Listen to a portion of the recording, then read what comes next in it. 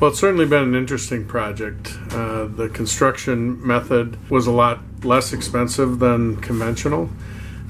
Just learning the process that they go through with the stem walls and attaching the roof and inflating, and it's a concrete building that's completely insulated on the outside.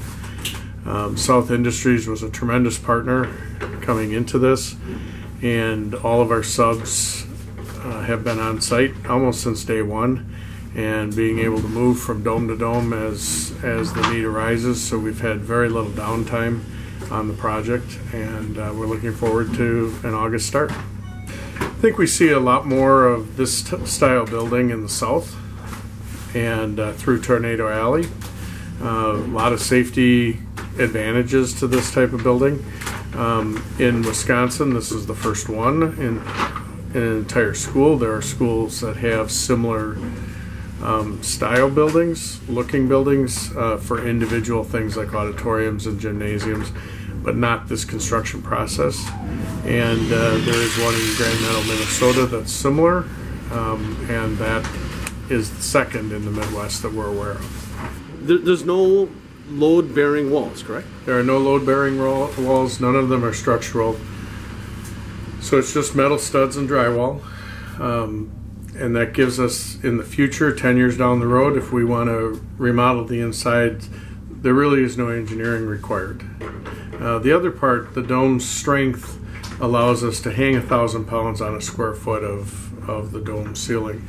And so everything we're hanging now is very light. It's the HVAC equipment, it's the fire suppression system, but all of those things can be hung from the dome wall itself.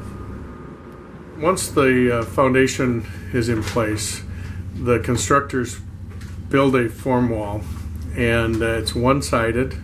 We had form liners in there to give us our texture, and they spray concrete in there. Once that's about a 3 to 5 inch thick wall. Forms are taken off. The membrane, the roof membrane is attached. The roof membrane is the same material we have on our flat roofs now. It's inflated. That gives us the form of the dome. Then they completely insulate the inside with foam insulation. Then they begin developing and building the dome. The dome is a series of rebar and sprayed concrete. And they just continually spray concrete.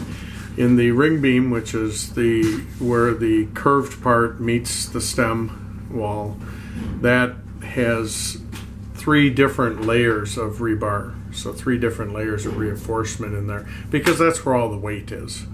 And they continue spraying this concrete until the dome has the structure and is structurally sound to remove the air pressure. So there's no air pressure in them now, but that is how they do it during the construction process.